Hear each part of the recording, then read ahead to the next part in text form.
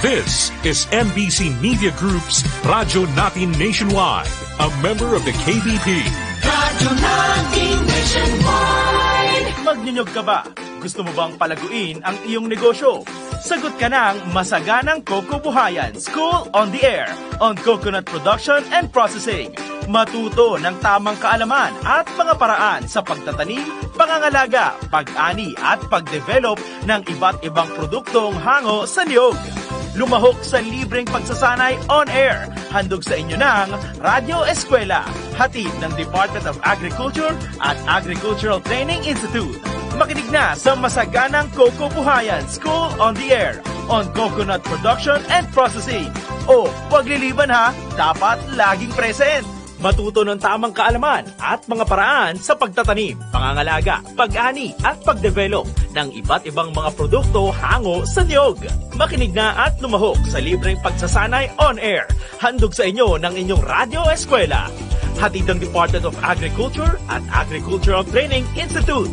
O, huwag liliban ha, dapat laging present.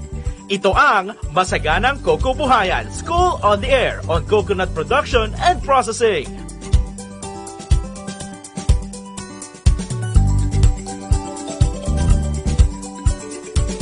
Alright, isang masaganang kokobuhayan at syempre ito po ang programa na talaga namang para sa lahat ng ating mga kababayan natin na talaga namang pagdating sa pagniniyugan, ako tamang-tama at akmang-akma ang programa po nga para po ito sa inyo. At syempre sa ating po mga nakikinig, itong ating programang Masaganang Kokobuhayan ay napapakinggan every Tuesday and Friday. Dito lamang po yan sa 105.7 Radyo Natin FM. And of course, sa lahat ng ating mga kasamahan din natin, ayan mula sa Philippine Coconut Authority. Hindi ko na patatagalin dahil nakita nyo na sa sa screen. O, diba?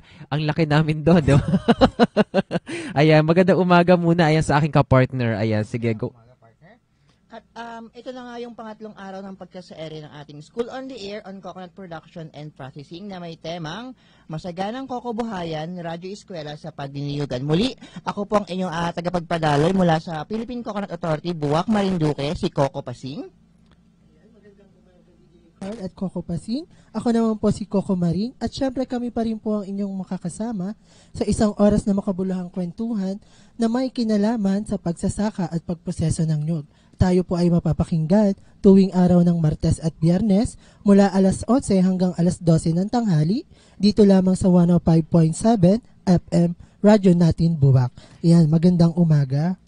Alright, at syempre hindi lamang po tayo napapakinggan no, dahil tayo rin po ay napapanood dito po mismo sa ating pong Facebook page ng radyo natin, 105.7 Buwak, Marinduque. Kaya naman like, follow nyo po yan yung ating Facebook page at pakishare na rin po yung ating pong mismong live video para po marami pong makapanood ayan na ating pong programa. Talaga namang malaking tulong po ito no, at talagang lahat ng mga feedback at comment na basa po natin talagang maganda.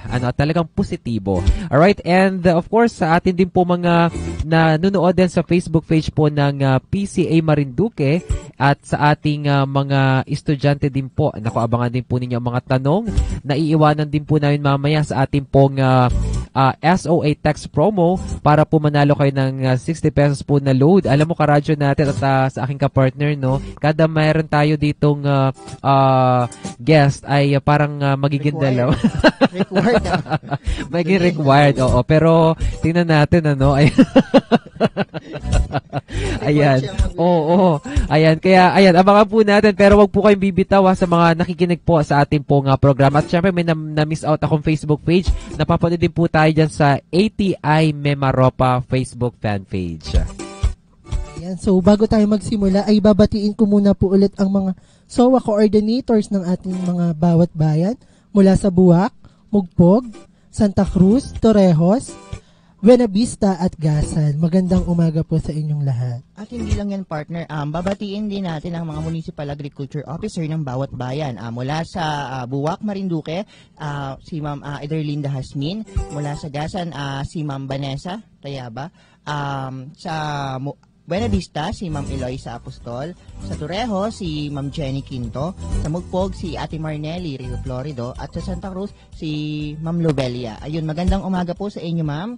Ngayon naman po, atin po, syempre, yung nakaraang talakayan natin, meron tayong iniwang katanungan tungkol sa School on the Air. Sa School on the Air natin, may iniwan tayong isang katanungan. At yun nga, base dun sa discussion natin noon, may dalawa tayong winner. At ano nga ba yung tanong natin noon? Ano ang tanong natin, ulitin ko lang, ang tanong natin ng nakaraang talakayan ay ano yung ahensya ng gobyerno na nagpapatibay ng mga kooperatiba. Ang tamang sagot dito ay ang CDA or ang Cooperative Development Authority. At yun nga, nakisali ang ating mga tagapakinig, ang ating mga rehistrong magsasaka. May dalawa tayong winner kasi yung isang winner ay syempre sponsored ng ATI at syempre yung isa nating winner is sponsored ng ating guest speaker. Ngayon naman, sasabihin ko na kung sino yung nanalo ng ating text promo. Mula sa Kapayang Mugpog, si Tatay Herman Onarsoles at mula naman sa Butansa Pamugpog, si Tatay Don Prias. Balita ko, partner, naipasa na yung load sa kanila. Nakita ko na naibigay na yung load para dun sa mga nanalo natin. Kaya i-text nyo po kung na-receive nyo na. Kung na-receive nyo na po, pa-confirm naman po dun sa nagpasa po sa inyo ng load. Oo. Pastor, tapos nabawasan pa, no? Kulang po. Ayan. Pero congratulations dahil malaking tulong po ito. Lalo-lalo na po yung kanila pong sila'y tatay. Makakatulong ito sa pag-online. Siyempre, nasa online platform pa rin po yung mga klase na, yung mga nagkaklase po sa atin. Alright. So, ang tatalakayin natin ngayong umaga ay tungkol pa rin sa ibang components ng CFIDP. Alright. So, ito yung karugtong natin ito nakaraan, at karugtong po ito nakaraan nating pagsasaere. Kung nakinig po kayo nitong nakaraan, makaka-relate po kayo ngayon. Ayan, di ba? Sige, partner.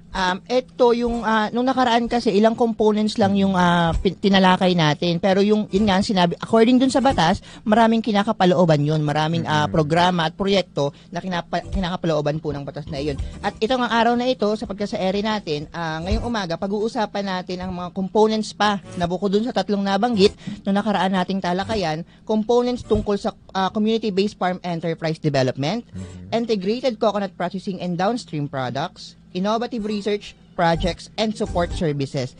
Yung tatlong ibang components pa na ito, detalyado itong i-discuss sa atin mamaya ng ating imbitadong speaker ngayong araw. Para nga simulan na ang ating talakayan at maipaliwanag niya ang mga nabanggit pang components ni Coco Pasing, ay muli po nating makakasama si Ma'am Jonna Marie Portales, ang Senior Agriculturist ng PCA Marinduque. Magandang umaga po, Ma'am. Lalong-lalo po sa ating kapartner po dito, ang si Coco Maring at si Coco Pasing at kay DJ Carl. Binabati ko din po ng magandang umaga ang ating mga estudyante, ang 500 estudyante sa 6 na bayan ng Marinduque. Binabati ko po kayo ng magandang umaga. Ganon din po sa aming mga katrabaho sa PCA Marinduque, sa Provincial Office, at yung aming pong mga kaibigan at kapamilya dyan po sa Quezon and Laguna. Magandang umaga po sa inyong lahat. At ngayon po, ay pagpapatuloy po natin yung nasimula natin nung episode 2.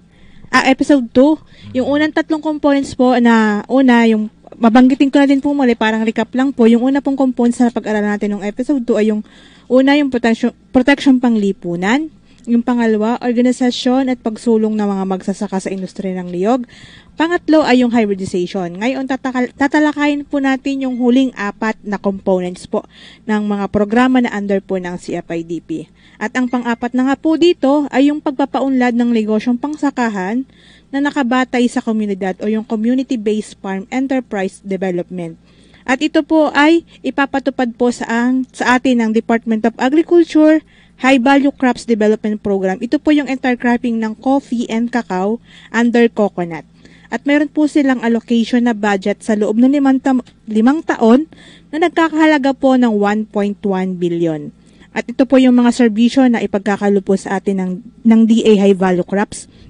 Una po ay rehabilitasyon at rejuvenation ng mga kasalukuyang lugar ng produksyon kung saan may taniman po ng kakao at coffee. Ibig sabihin po noon, magbibigay po ang DA ng mga abono para po sa ating mga punong kakao at kape na lalong-lalo na po yung mga mahihina na pong bamunga. Pangalawa po yung pagpapalawak ng lugar ng production. Ang ibig sabihin po noon, mamimigay din po ang DA ng mga panibagong pananim po ng coffee at kakao. At Pangatlo, yung pagkatatag po ng nursery. Sa kasalukuyan po, meron na po tayong nabuo o naitayong nursery na matatagpuan po sa Gasan. Tama, mga partner? Yun po ay malapit na pong maging operational para doon na lang po tayo makakahingi ng mga pananim na kakao. Ano po? Sa pagpapatuloy po, ano ang pamantayan po ng intercropping ng coffee and cacao? Una, angkop para sa produksyon ng kape na under o kakao na under po ng coconut. Ano po? Magagamit na lugar para sa intercropping. Ibig sabihin po dapat yung inyong niyugan ay may tama pang espasyo para taniman po ng kakao o coffee sa gitna po ng mga niyog. Prioridad po dito ay ang lugar para sa pagpapaunlad ng sektor ng kakao at kape na may potensyal na market. Pangatlo, mga aktibong Coconut Farmers Association at mga rehistradong magsasaka ng niyog. Kasunod po, pagkakadikit ng mga sakahan upang bumuo ng isang cluster. Ibig sabihin po, prioridad po yung kung halimbawa isang grupo kayo na magkakalapit po yung inyong mga niyugan o lupa para taniman po ng kakao. Para po ang pinakang ano po dito ay makaipon po ng madaming produksyon o yung bulk. Para sa gayon, madali po siyang imamarket. Ano po? At lalong higit po dapat ay madali pong puntahan yung mga farm para po sa madaling pagmamonitor at evaluation po ng ating mga kakao at coffee. Under pa din po ng pang-apat na component po, under pa din po ng livestock, ng DA ay yung pong sa Bureau of Animal Industry. Ito naman po yung pamamahagi po ng mga hayop o yung livestock o poultry integration po na native animals. At ito po ay ipapatupad sa atin po ng Bureau of Animal Industry. At meron din po silang pondo na nakalaan sa loob ng 5 taon na nagkakahalaga ng 1.1 billion. Ano po ang mga serbisyo na pwedeng ipagkulob po sa atin ng DA BAI? Unang-una po yung manukan sa niyugan. Sa ngayon po, maswerte po tayo dahil meron po tayong 3 samahan mula po sa Torrijos at sa Buenavista na makakatanggap po ng mga manok na manggagaling po sa Bureau of Animal Industry, kambingan sa niyugan, bakahan sa niyugan, at babuyan sa niyugan. Meron din po tayong provision na pagkakaroon po ng babuyan sa niyugan, subalit ipinagpaliban po siya ngayong taon dahil po doon sa ASF na nagsakay po sa mga baboy. Kaya iintayin po natin na mawala po yun bago po ulit tayo makapag-deliver dito po ng mga alagang baboy. Kasunod po, na under pa rin po ng pang-apat na component ay yung integration sa paghayop sa manukan. Yung nga po. Ito po yung mga pamantayan. Paano po natin maabil po yung mga project po na ito? Una, mga magsasaka na rehistrado po ulit sa National Coconut Farmers Registry System o NCFRS at mga organisasyon na rehistrado sa SEC o Securities and Exchange Commission na may kaalaman sa pag-aalaga ng hayop at handang sundin ang mga alituntunan ng programa. Pangalawa, mas mainam para sa may lupang sakahan na maaaring pagtaniman ng mga forage. Ano po yung mga forage? Ito po yung mga damo na pwede nating ipakain sa ating mga alagang hayop.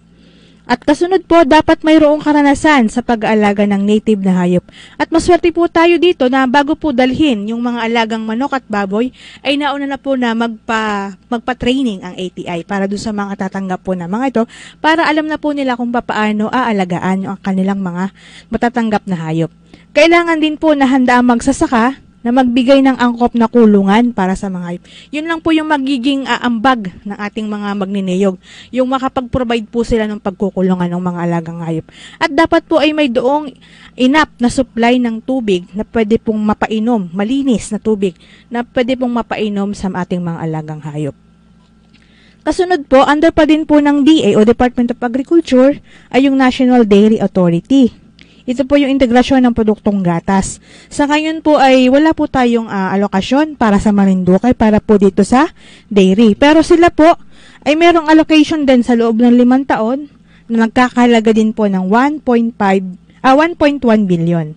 At ito po ay ang services po na pinagkakalob po ng NDA o National Dairy Authority ay yung 10 module ukol sa dairy kambing, 3 module sa dairy baka or kalabaw. Meron po ba na pwedeng maka-avail po nito dito sa Marinduque para sa mga susunod po na taon na pagpatupad po ng mga project na ito, ay pwede po tayong mag-request sa NDA na makapag-avail ng mga gantong project. Na po. Kasunod po, under pa din po ng pang-apat na component ay yung integrasyon ng product. Ito na din po yun. Pangalo po yung pamantayan po ng NDA. Unang-una po, mga individual na magsasaka, mga miyembro ng Coconut Farmers Organization o CFO, at mga cooperative na nakarehistro sa PCA at sa ilalim ng NCFRS. Pangalawa, angkop na lugar o sakahan para sa iba't ibang aktibidad, kaakibat ng paggawa ng gatas batay sa pagtatasa ng pagsusuri ng NDA, pagkakaroon ng suporta mula sa LGU at sa mga sakahan nagsama sa paggawa ng gatas ng kanilang Provincial Priority Commodity Investment Plan, malapit sa mga planta at iba pang pasilidad na may nagpoproseso at gumagawa ng gatas, pagpapahayag at ang kagustuhan ng mga magsasaka ng niyog o yung pong mga samahan na binanggit ko kanina ng mga Coconut Farmers Organization, mga miyembro ng kooperatiba na makisali po sa dairy farming. Yan po yung mga batayan kung paano po tayo makaka-avail nung pong sa dairy farming. Ano po? Dadako na po tayo sa panglima na component po ng CFIDP. Ito po yung Integrated Coconut Processing and Downstreams Products o yung mga shared facilities. At ang ating pong katuwang na ahensya po dito ay ang Philippine Center for Post-Harvest Development and Mechanization o yung tinatawag po natin na PhilMec. Ano po, sa loob po ng 5 taon, meron din po silang nakaalokasyon na budget na nagkakahalaga po ng 3.3 billion. At ano po yung mga serbisyo na pwede pong ipagkaloob sa atin ng PhilMec? Unang-una po yung construction ng mga shared facilities. Pangalawa, pagtatatag ng farm service crews. At ipapabatid ko po sa kaalaman ng mga taga Marinduque na tayo po ay napakapalad dahil sa buong Pilipinas, 2 lang po ang naapruba ng budget para sa pagkatayo ng building. At tayo po ay mayroon po dito na matatagpuan sa Barangay Pawa na kung saan po ay sisimulan po ang construction ng building ngayong taon at ito po yung tinatawag natin na Integrated Coconut Processing Center for White Copra and RBD Oil. Ibig sabihin po noon, mapapataas na po natin ang quality ng ating copra dito po sa Marinduque. Napakalaking bagay po nito at katuwang po natin dito sa project na ito ay ang Office of the Provincial Agriculture at saka po ang PLGU. Ano po? Sila po yung katuwang natin dito. Ano po yung pamantayan po nitong shared facilities? Una, para sa pagsusuri na nais na magtatag ng kooperatiba na mga magsasaka ay ang mga sumusunod. Dapat daw po yung cooperative na pwedeng pong mag-manage po nito ay financial stable, na may mahusay na tagapamahala, miyembro ng isang kooperatiba na may mahigit na 100 na miyembro, na aayon sa project cost at mga nagparehistro po sa NCFRS. Ang mga shared facilities na iminumungkahi ng kooperatiba ay dapat makatwiran o sinusuportahan ng isang feasibility study at business plan. Ano po? Pero dahil po, naano na po yun dahil po tinulungan po tayo ng provincial government ng Marinduque para po magkaroon po tayo ng lupang pagtatayuan ng building. Sila din po yung maghahanap ng unang makikinabang po ng project na ito. Kaya napakapalad po natin sa Marinduque. Dahil ako na po tayo dun sa pang-anim na component. Ito po yung tinatawag na Innovative Research Projects and its practical application on coconut processing, production and distribution. Ito po ay ipapatupad po ng mga implementing agencies katulad po ng PCA, DOST, SUCs and DTI. May inihanda po sa ating video presentation ng ating kapartner na DTI pero atin na po siyang ipapalabas mamaya-maya po ng konti. Itutuloy-tuloy na po natin yung discussion. Ano po? Dumako po tayo doon sa pang-7 services. Ito po yung support services po. At dito po sa programang ito po ipapatupad ng 2 ahensya. Ito po ay ang Land Bank at saka po ang Development Bank of the Philippines. Ano po yun? Ito po yung programa ng pautang. Tuturuan po tayong mangutang, ano? At ito po, itong 2 bangkong ito ay may allocation po ng 3.3 billion. Ano po ang mga serbisyo na ini-offer po ng DBP at Land Bank? Una po ay ang CFITF o yung Coconut Farmers Industry Trust Fund Lending Program na kung saan po ang LBP at DBP ay may kani-kanilang saklaw. Pangalawa, base po sa hatian ng probinsya ang saklaw ng LBP at DBP. Ano po ang mga pamantayan sa programa ng pautang? Unang-una, individual na nagparehistro ng mga magsasaka sa NCFRS. mga organisasyon ng kooperatibang nakarehistro sa SEC, lalo na ang mga benepisyaryo ng program ng CFITF, shared facilities, farm improvement, at pati na rin ang mga interesado sa microlending ng individual na mga magsasaka ng niyog. O, yun po, iniintay yung makikinabang po doon sa shared processing facility ay pwede pa pong mangutang. O ano pang inihintay po nyo, ini-offer na po ang lahat. Pero yung utang syempre po, babayaran. Pero may maliit lang po siyang interest, hindi po kagaya ng sa mga ibang pautangan. Ano po? At under pa din po ng support services, ay yung pong sa DTI nga po, na mamaya po ay may doon pong mas malinaw na paliwanag ang mga taga-DTI. Okay, DTI. Yun po, under pa din po ng support services po yung sa infrastruktura na ipapatupad po sa atin ng Department of Public Works and Highways o DPWH. At sila po ay may alokasyon din na 3.3 billion. Ano po yung mga serbisyo na ipagkakalob sa atin ng DPWH? Unang-una po ay construction ng mga kalsada, training facilities, pagtatatag at rehabilitasyon ng mga pasilidad at iba pa. Priority po ay ibibigay sa mga pasilidad na gagamit ng coconut coir o mga solusyon gamit ng coconut, bioengineering sa pagkontrol ng soil erosion at slope stabilization at construction ng mga kalsada pa at ibang proyekto. Ayun, kung may mga doon pa po kayong mga kalsada na hindi pa sementado or nais palagyan po ng kalsada, lalo po at madaming magniniyog po ang makikinabang, ay pwede po niyong ipagbigay alam sa amin at sa tanggapan po ng DPWH para po ma-budget ang pagpapagawa ng kalsada. Under pa din po ng DPWH, ito po ang pamantayan nila. Priority po ng DPWH na iminungkahay ang mga proyekto ay ang mga sumusunod. Bilang ng mga benepisyaryo, yun po, dapat do sa gagawan po ng kalsada ay madaming magniniyog po na makikinabang, kabuuan ng produksyon, kahandaan ng mga kooperatiba at mga pasilidad o training post at training centers, at mga access po sa mga bibili ng mga produkto. Ayun po. Doon po natatapos po yung mga pamantaya, ay yung mga component po ng CFIDP.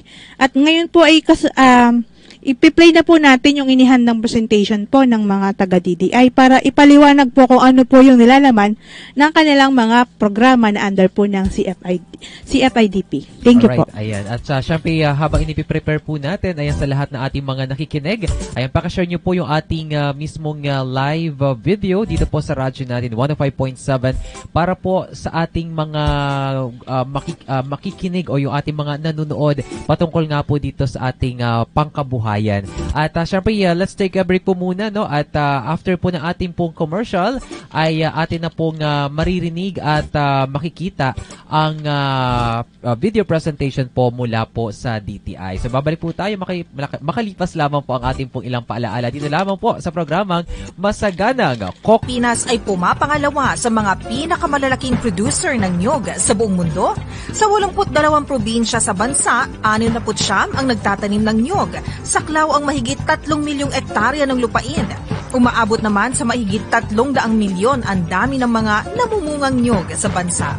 Tara na't sumali sa iba't ibang programa ng pamahalaan para mapagyaman pa ang industriya ng pagnunyog sa bansa. Ang paalalang ito ay hatid sa inyo ng Department of Agriculture, Agricultural Training Institute at ng hintilang ito. Bilang isang major coconut producer, ang Pilipinas ay nakapagtatala ng mahigit 14 metric tons na ani ng niyog kada taon. Umaabot din sa 91.4 billion pesos ang average export earnings ng bansa mula sa coconut products. Ilan lang sa mga tradisyonal na produktong ito ay ang copra meal, coconut oil, desiccated coconut at coconut shell charcoal. Kasama rin sa ating export products ang non-food at non-traditional items gaya ng virgin coconut oil, hydrogenated coconut oils, coconut handicrafts at coco coir. Talaga namang angat sa coconut.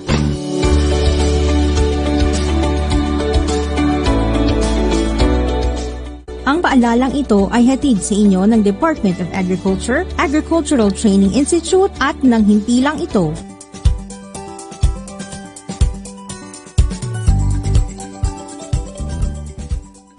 Sa lahat ng tagapakinig at nanonood via Facebook Live ng Masaganang Kokobuhayan School on the Air. Ako po si Zaira Monteclaro, ang Regional Focal ng DTI Mimaropa para sa CFIDP. On behalf po of Regional Director Rodolfo Mariposque and Provincial Director Roniel Macatol ng DTI Marinduque, kami po ay nagpapasalamat sa imbitasyon mula sa PCA upang ma-promote ang mga proyekto ng DTI sa ilalim ng CFIDP. So, si DTI po ay mandated sa ilalim ng component ng support services para sa research, marketing, and market promotion. So, meron po kaming maikling presentation para mas matalakay natin ano-ano ba yung mga programs, projects, and activities ni DTI para sa ating mga CFIDP beneficiaries. So, sa tulong po ng DTI, gaya ng iba nating mga kasamahang ahensya, layunin ng CFIDP na paunlarin ang industriya ng niyog sa ating bansa. So, isa po sa mga pangunahing aspeto ng programa ay mga pagsasagawa ng mga malawakang promosyon ng mga lokal na produktong gawa sa niyog mula sa Mimaropa. So, gamit po ang iba't ibang multimedia platforms, hangarin nating maipaalam sa publiko ang mga benepisyong hatid ng mga produktong gawa sa niyog. So, kasama rin po sa mga serbisyo ng DTI ang gawa sa niyog. So, kasama rin po sa mga serbisyo ng DTI ang gawa sa niyog. So, kasama rin po sa mga serbisyo ng DTI ang gawa sa niyog ng mga produkto ng Mimaropa sa buong bansa at maging sa ibang dako pa ng mundo. Ng mga produkto bukod dito, sinusulong din natin ang digital marketing upang mas mapadali ang pag-abot sa mas marami pang mamimili. So, upang mas mapadali ay nabigyan ng kabuuang budget na 1.65 billion pesos or 5% ng total budget allocation ng CFIDP. Si DTI Mimaropa naman po ay may kabuuang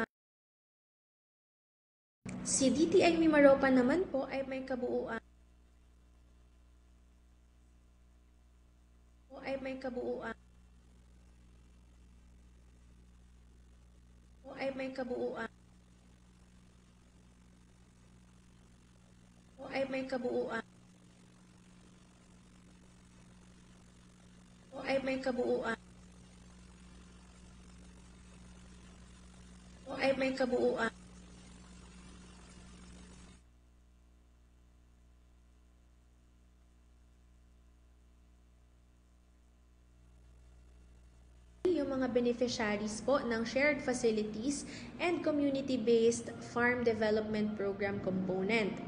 Yung mga individual coconut farmers at ang kanilang mga pamilya na rehistrado sa NCFRS, ang ating mga coconut farmers organizations and cooperatives. Of course, kasama din po ang mga community-based enterprises and yung mga enterprises na tumutulong sa ating mga coconut farmers o tinatawag nating mga implementation partners or ang ating mga MSMEs. So, narito naman po ang ilan sa mga trade fairs na nasalihan na at maaari pang salihan ng ating mga benepisyaryo tulad ng World Bazaar Festival na ginaganap tuwing December sa World Trade Center, ang ating International Food Exhibition na ginanap noon lamang buwan ng Mayo, at ang World Coconut Congress na gaganapin ngayong buwan. So, ang layunin po nito ay ma-promote ang produktong gawa sa niyog mula sa Mimaropa, matulungan ng ating mga MSMEs na mapalawak ang kanilang market reach and of course, magkaroon ng mas malaking benta. Sa katunayan, noong 2023 po, nakalahok po tayo sa 23 trade fairs at nakagenerate ng 1.6 million sales para sa ating mga benepisyaryo. Nagbibigay rin po kami sa DTI ng packaging at labeling assistance, mga product enhancement activities at nutritional facts, microbiological at shelf life analysis upang masiguro po na yung mga produkto mula sa niyog ay sumusunod sa mga pamantayan ng FDA at upang matulungang mas maging competitive ang ating mga produkto mula sa Mimaropa.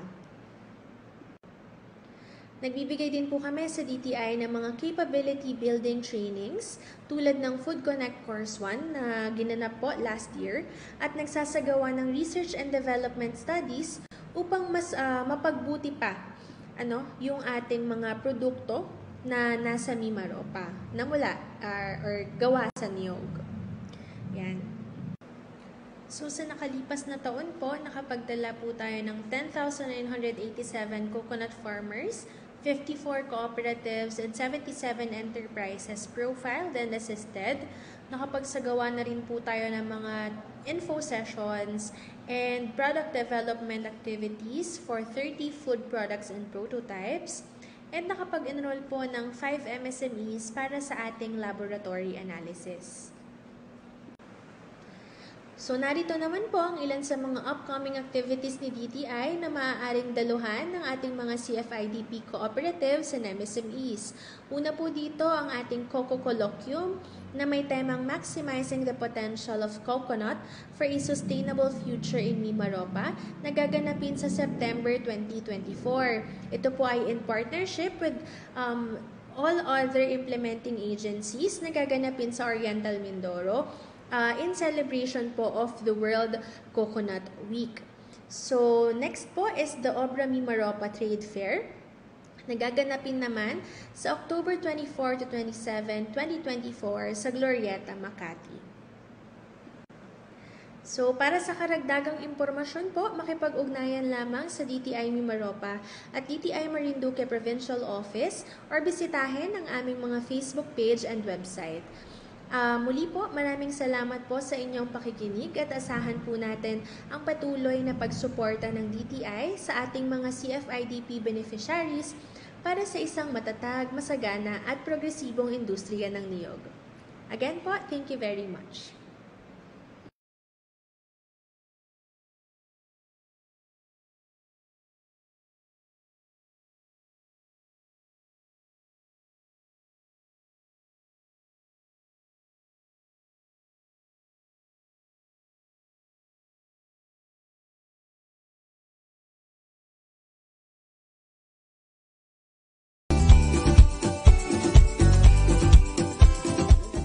Nga po mula sa Department of Trade and Industry, ang kanilang representative na si Ma'am Shaira Monteclaro. Maraming salamat po sa iyong mga ibinahaging programa at proyekto ng inyo pong tanggapan para sa ating magsasaka ng niyog. Ano po, at paulit-ulit pong nababanggit, na para ikaw ay maging miyembro ng mga programa na may kinalaman sa coconut, kailangan ikaw ay nakarehistro sa National Coconut Farmers Registry System na pinapatupad ng tanggapan ng Philippine Coconut Authority. Ngayon nga lamang po, para malaman natin ng detalyado kung paano ba magparehistro, magbabalik po sa atin ang ating kaninang speaker mula sa Philippine Coconut Authority, Buwak, Marinduque, ang ating pong senior agriculturist, si Ma'am Jonna Portales, para i-discuss po sa atin kung ano bang gagawin para magparehistro, ano ba ang mga kailangan para makarehistro.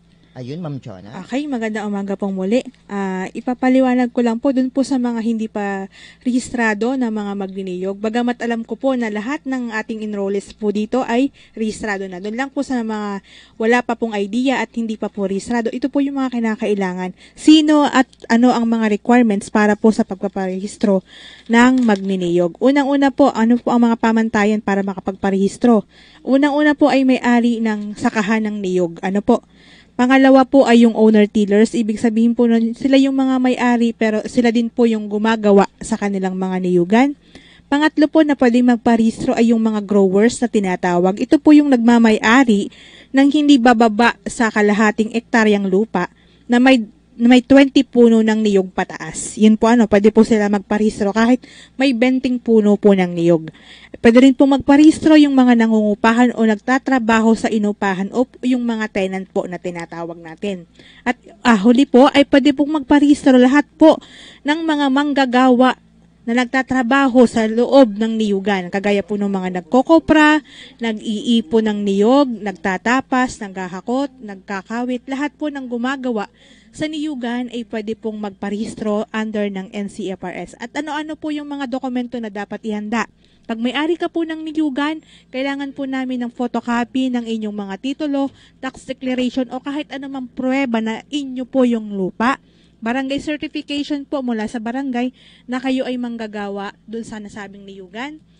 At valid, Xerox po ng valid ID at saka po 2x2 pictures. Papaano po at saan? Pwede po kayong lumapit po sa mga agriculturist ng PCA sa bawat bayan. Pwede po nila silang hanapin. At pwede rin po kayong magsadya sa tanggapan po ng aming, sa opisina po na matatagpuan po sa address na Zone 4 Noah Heights Building, Barangay Tabi, Buwak, Marinduque. At pwede din po kayong mag-email direkta po sa amin sa pcamarinduquan@gmail.com. Pwede rin po kayong mag-chat sa aming pong FB page, PCA Marinduque.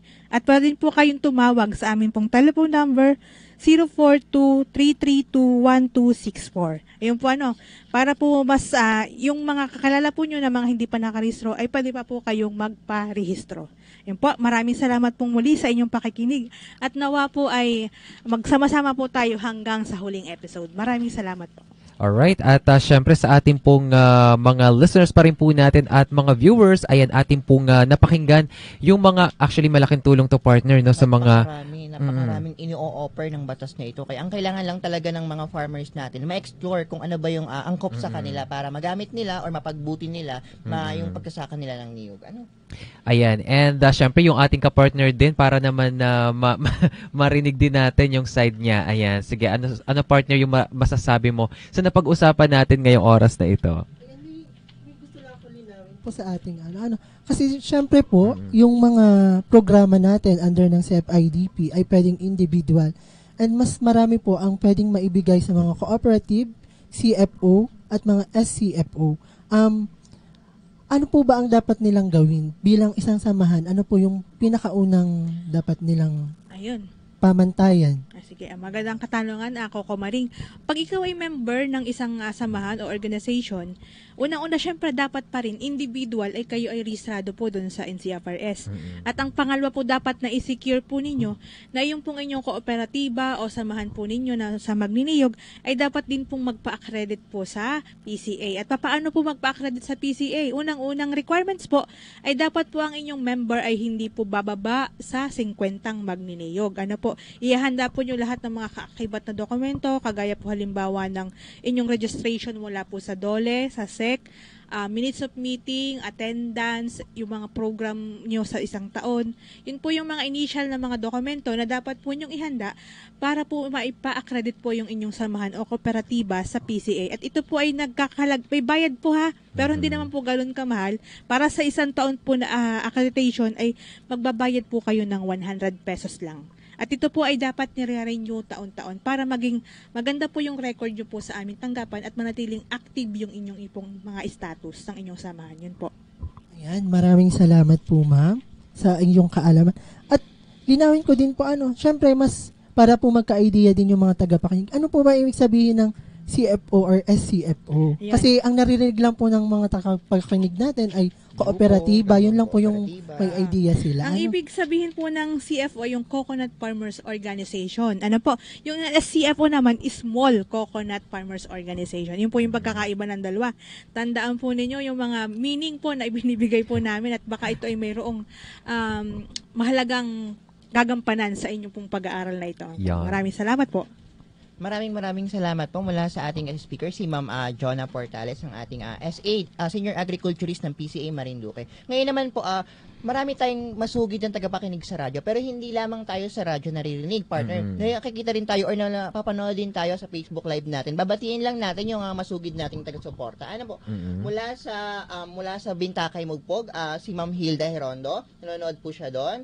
Si Sir Rolly Nakawili, si Mr. Don Prias, parang if I remember it right, siya yung nanalo ng load kanina. Pero base dun sa kanyang chat dun sa ating Facebook page, hindi pa niya na-receive. Pero iyan mo po sir at tatawagan ka po namin at bibigay po namin sa iyo yung pong load.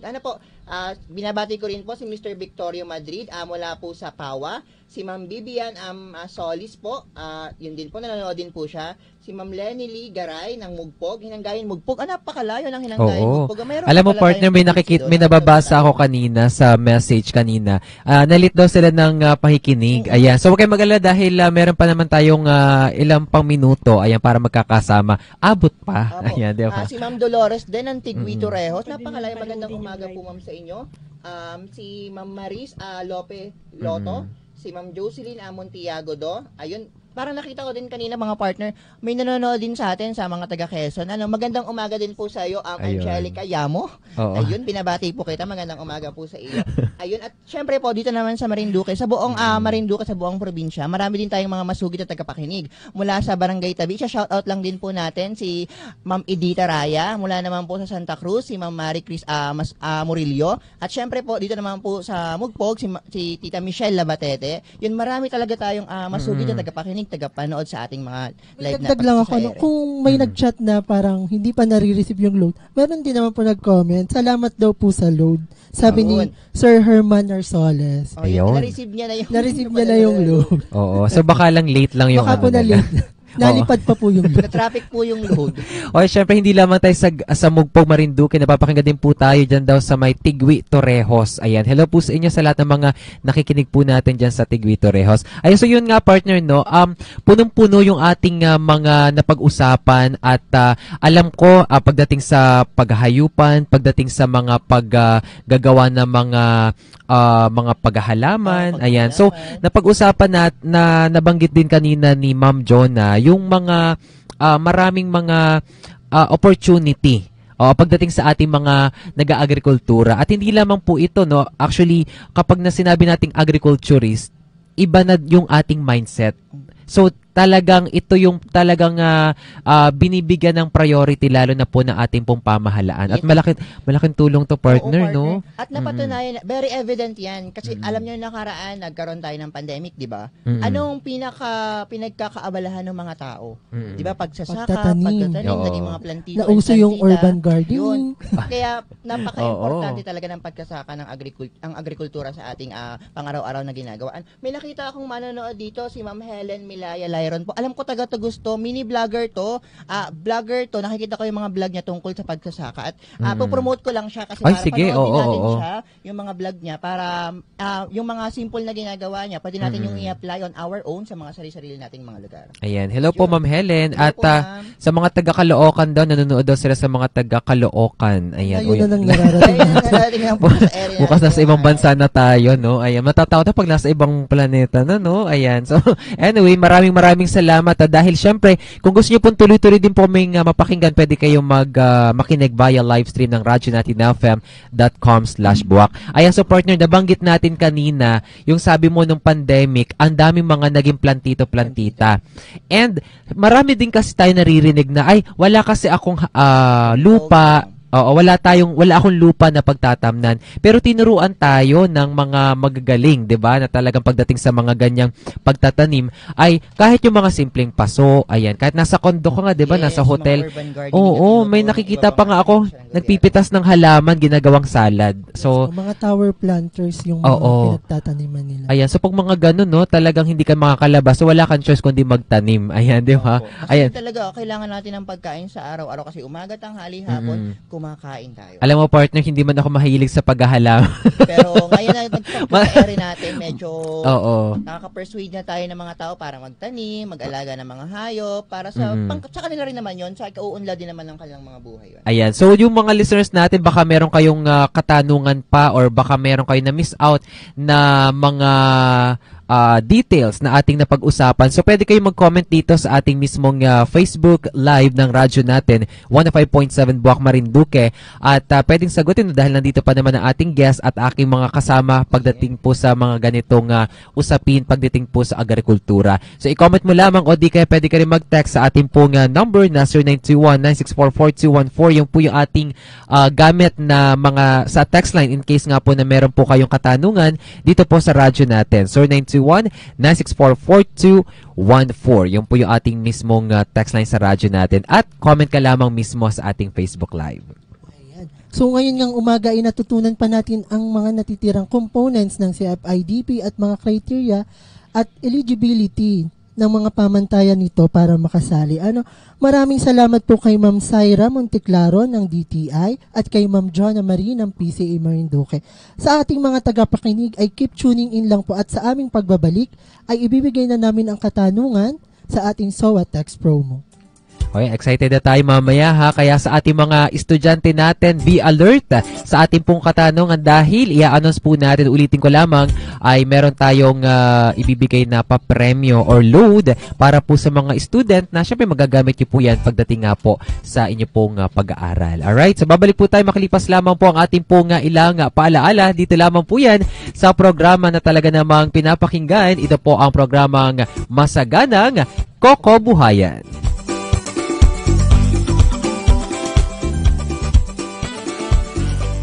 Alam nyo ba na ang Pilipinas ay pumapangalawa sa mga pinakamalalaking producer ng niyog sa buong mundo?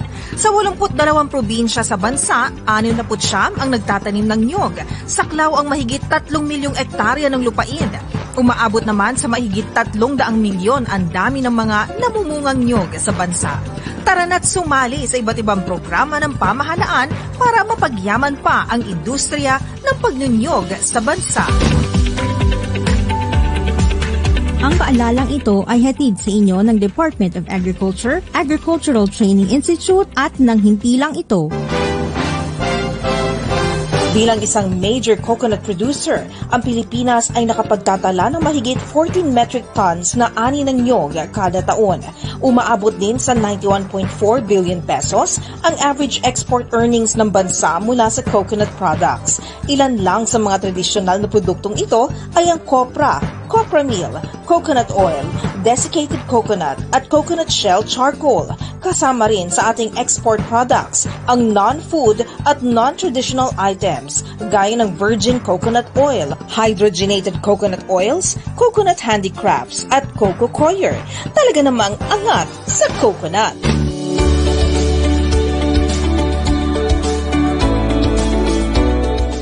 Ang paalalang ito ay hatid sa inyo ng Department of Agriculture, Agricultural Training Institute at ng himpilang ito. Masaganang Kokobuhayan, School on the Air on Coconut Production and Processing. Alright, and we're back. Tuloy-tuloy pa rin po tayo sa ating pong programa. Ang Masaganang Kokobuhayan is School on the Air program. Patuloy pa rin po sa ating pong mga pagniniyog sa ating pong mga kababayang Marinduqueño. Kasama ko pa rin ang aking kapartner. Ayan, hello na muna sa ating mga kapartner po natin. Ako at magandang umaga muli. Ayan, sige. So dito nga po sa ating programa ay hindi lang po kaalaman ang lagi naming ibibigay sa inyo. So mamimigay din po tayo ng 60 pesos na load. Ano po?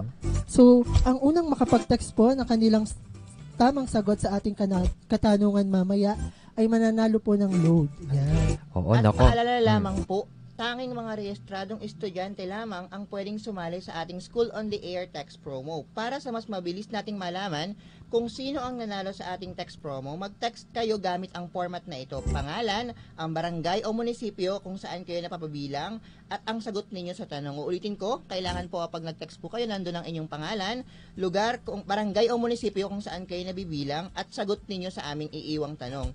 At ang tanong po ngayong araw na ito ay... Alright, so medyo bitin natin partner dahil para naman may kaba moment yung ating mga listeners. Ayan.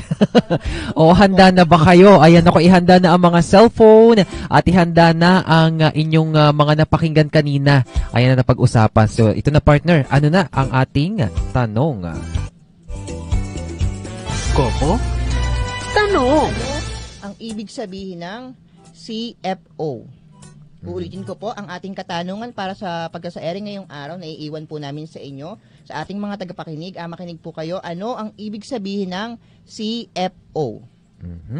Ano kaya ang ibig sabihin ng CFO? Ayan, dapat po hindi mo magkakamali. Letter C po yun. Hindi po pwedeng palitan ng letter C. Ayan, CFO. So, pwede nyo po yung i-text no, sa ating pong text line 0949-889-5478. Lagyan ng pangalan, barangay, munisipyo kung saan po nabibilang, at syempre ang tanong natin na ating mga taga-PCA po natin. So, ano nga ba ang CFO? So, for nyo, maabangan natin to sa next airing natin on Friday. Alright. Kung alam nyo ang sagot, ay i-text na po nyo agad-agad. So, katulad po ng ating mga nakaraang pagsasaere, ay meron po kaming iiwan sa inyo na Koko Kaalaman. Alam nyo ba, na tulad ng mangga, Koko? Kaalaman! at cherries, ang niyog ay isang drupe at hindi nut. ang drupe ay isang bagay na may malaman na labas na nakapaligid sa buto. Yun ang ating kaalaman ngayon sa ating pagkasa-ere ngayong araw. At nga pala, partner, meron tayong nakalimutan kanina sa ating mga sa comment section. Meron din tayong tagapakinig mula sa Sibuyaw, si Ma'am Jenny Narsole, Jenny Rianzares. Mula naman yung dati nating masugid na kasama lagi sa ating mga pagpapatupad ng mga proyekto mula sa Provincial Agriculture, si Ma'am Susan Bonado. Hello po sa iyo, Ma'am. Hello po sa iyo. Magandang umaga po. Yung manonood po dyan. Sana po ay nasa maayos po tayong kalagayan. Ano po, si Tatay Cesario Natal po ng Barangay Pawa. At yun, para naman po sa mga hindi ko pa nabate, magandang umaga po sa inyo pong lahat. Sana po patuloy nyo pong suportahan o sabayan ang aming pagkasa-ere ng programa po namin ngayong araw na ito. At sa mga susunod pang panahon ng pagkasa-ere. Ayan. So, teka lang, partner ha. Doon sa mga nagko-comment po ng kasagutan nila sa comment section ng Facebook Live po natin, ako hindi po sila makakasali dahil sa text line tayo, no, partner, no? Ayan, text line lamang po. Text line lang po tayo. Oo, sa text line lamang po ito, 0949-889-5478. So, yan po yung ating pong text line sa lahat ng ating mga listeners. Partner, meron din ako ditong nabasa sa comment section, mula kay Ma'am Saya La Rosa. Nagtanong siya dito, ilan po ba ang maximum na bilang ng puno na maaaring i-enroll sa crop insurance? Good morning po sa iyo, ma'am. Ang maximum po na puno ng niyog na pwede po nating i-insure sa crop insurance ay 100 pong puno. Yun na po yung maximum. Thank you po. Ay. At marami pa pong tayong mga tagapakinig mula sa Facebook live po natin. Mula sa Laon Mugpog, si Mr. Richard Emangana. Alam ko ito, farmers organizations natin to sa Laon Mugpog. Sila yung nabigyan partner ng composting facility. Yung composting facility kasi na nandun sa kanila, bigay sa kanila, award sa kanila, yun yung magka-process ng mga, syempre, mga basura na maaari namang gamiting pataba. Ano? So, doon din po sa comment section may nakita po kaming tanong, ano daw pong certification ang kukunin sa barangay mula kay Net Ilagan? So, ang kukunin nyo pong sertifikasyon mula sa barangay ay bilang katunayan po na kayo ay manggagawa or tenant sa isang lupa ng niyugan. Ayan po. Meron po tayong format, pwede nyo pong hingin sa ating mga agriculturist mula sa PCA. Ano po? Yan, maraming salamat po. At para naman po sa karagdagang impormasyon tungkol sa mga pagsasanay at programa ng CFIDP, meron tayong aiiwanang news update. At ang ating news update para sa pagkasaere ngayong araw ay...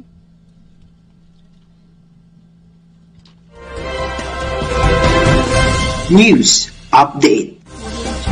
So bilang suporta sa mga leader ng mga magsasaka at tagapagsanay ng produksyon ng niyog, ang Agricultural Training Institute Regional Training Center Mimaropa sa pangunguna ng Career and Development Section at katuwang ang Philippine Coconut Authority ay nagsasagawa ng pang-apat na batch ng Training of Trainers or TOT on Coconut Production with Good Agricultural Practices or GAP mula Agosto hanggang 8 sa munisipyo ng Udjongan, Romblon. Ang nasabing 3 araw na pagsasanay na dadaluhan ng 20 kalahok ay naglalayon na mapahusay ang kaalaman at kakayahan ng mga magsasaka sa produksyon ng niyog sa pamamagitan ng pagpapatupad ng mga magagandang practice sa agrikultura. Ang pagsasanay ay ibahagi ng mas malawak na programa ng CFIDP upang mapanatili ang sustainability at kagalingan sa sektor ng agrikultura. At para po sa karagdagang impormasyon at mga update, bisitahin lamang ang Facebook page ng ATI Mimaropa, ang kanilang official na website, ati.da.ph/ATI-4B at mag-like at mag-subscribe na rin sa kanilang YouTube channel, ATI Mimaropa. Alright, and of course, meron pa tayong sapat na oras, partner, at gamitin na natin ito sa lahat ng ating mga gustong pasalamatan, sa lahat din ng ating mga listeners, viewers, na talaga namang sabi nga ay tagumpay itong pagsasaere natin ito. Partner, napakaraming mga tao ang behind sa ating School on the Air na ito, kaya marapat lamang naman na sila ating pasalamatan. Lalong-lalo na yung mga implementing agencies na katulong natin dito sa CFI. Mga partner agencies na walang tigil sa pagkapatupad ng mga programa na may kinalaman sa Coconut Farmers and Industry Development Program. Itong mga ito kasi kailangan lang talaga ng ating mga lalo tigit ang ating mga coconut farmers na i-explore pa kung ano pa yung pwede nilang ma-avail na programa, kung ano bang mga benefits na pwede nilang makuha dun sa mga programang ini-endorse sa kanila o ibinibigay sa kanila ng mga implementing agencies, katulad nga halimbawa ng Cooperative Development Authority, nag-a-assist sila ng mga grupo para maging isang matibay na kooperatiba.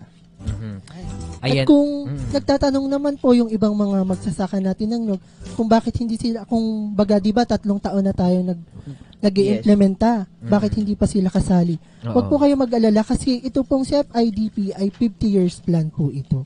So kung hindi po kayo nakasali sa mga nakaraang taon, madami pa po tayong pagkakataon na para ma-avail or makasali doon po sa ating mga programa. Ayan. Ang tagal partner, ang tagal ng 50 years. 50 years. Baka wala na kami, nandun pa yung programa. Oo, so nandyan pa rin yung project na yan for almost 50 years. Kaya wala pong walang ang tawag doon, wala pong maiiwan. Walang maiiwan, lahat kasali.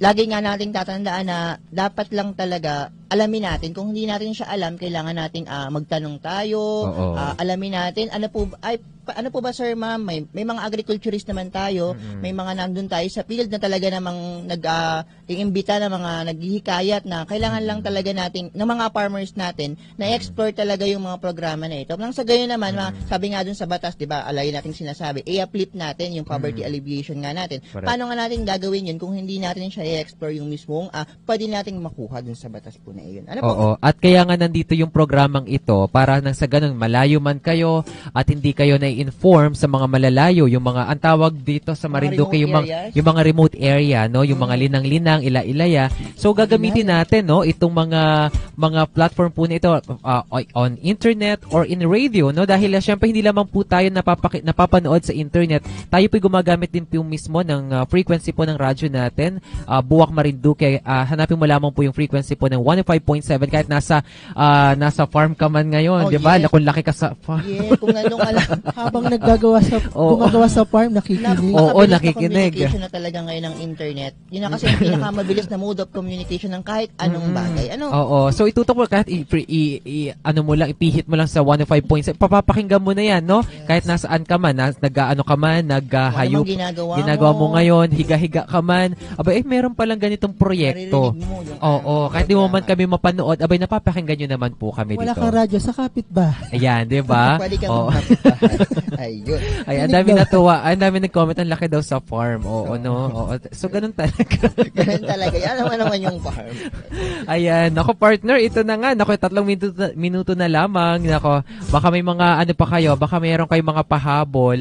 Ayan, na gustong batiin yung mga friend of mine. Yung may mga birthday ngayon sa inyong ka-opisina. Meron ba? Parang, kakahapon lang, babatiin ko yung aming kaibigan, si Ana Agustin Cristan Caberto. Alam ko, nag-birthday siya kahapon, pero probably po hindi kasi siya nakauwi, kaya binabati na lang namin siya sa radyo. Happy birthday! Baka magtampo, ayan. Bati-bati na lang, no? Bay, maghanda din naman. Dapat magdainon din. Huwag lang lagi sa farm. Oo, diba? Ayan, nako. At punong-puno na naman po ang ating kaalaman pagdating nga po dito sa ating radio program, Radyo Eskwela. Hatid po yan ng ating pong Philippine Coconut Authority. Ayan, maraming salamat sa mga kapartner ko. Yes, partner. Maraming salamat. At papaalalahanan lamang din po namin yung ating mga tagapakinig na huwag niyo po kayong bibitaw kasi ang ating pong programang ito ay tatakbo hanggang October 1. Sana po ay yung ating masusugid na tagapakinig sa radyo at tagapanood sa ating mga Facebook Live at sa lahat ng platform po na ating makikita yung aming programa. Nawa po sana'y suportahan niyo pa rin po kami hanggang sa dulo. Alright.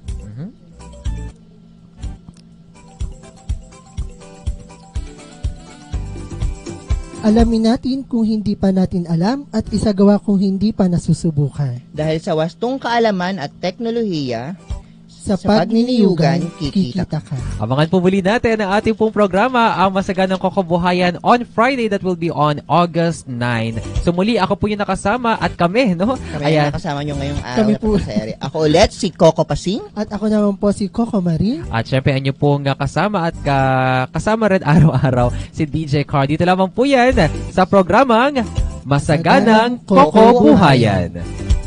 Kokobuhayan, School on the Air on Coconut Production and Processing. Live sa inyong Radio Eskwela.